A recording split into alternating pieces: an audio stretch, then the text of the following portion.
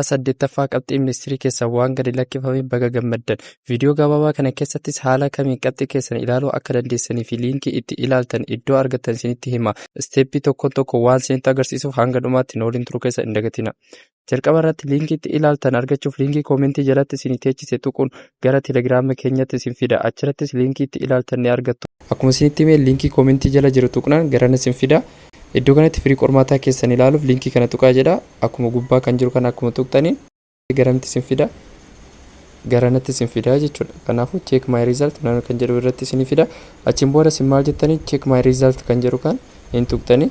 Akkuma tuqxanii kun register number fi first name keessan galchaa isin jedha. Register number keessan asittiin galchitanii jechuudha. Fakkeenyaaf nuuf kan nama tokko asirratti ilaallu duwwaa 1 7 6 7 duwwaa 8 galchitanii asirratti immoo interview first name jedha.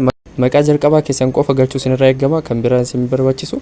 Achiin boodaan immoo kan ilaaluu barbaade Hayimaanoot kan jedhudha. Yaa ilaallu waliin asirratti maqaa yoo galchitan dogongoruun qabdanii spelling isaa jechuudha. Maqaa jalqabaa keessan qofa akkuma galchitanii check my result kan jedhu kan hin tuqtanii jechuudha. Check my result akkuma jettanii kun iddoo kanatti result keessa maalii keessa waan hundaa isinii fida jechuudha. Total score keessan averaging kun asirratti amma 71 Staasatiin isaa immoo kuftii darbee kan jedhu kun asirratti passed kan jedhu kan asirratti isin agarsiisa.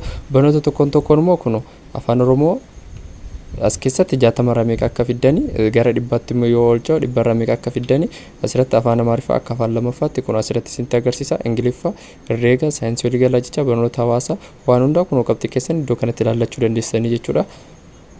Bifa kanaanii akkuma isinitti mee liinkii akkanatti itti ilaaltan argachuuf koomentii jalatti liinkii telegiraamii isin teechise hin jira jechuudha. Isaa akkuma tuqxanii kallattiiwwan gara telegiraama duratti sanatti isin geessa.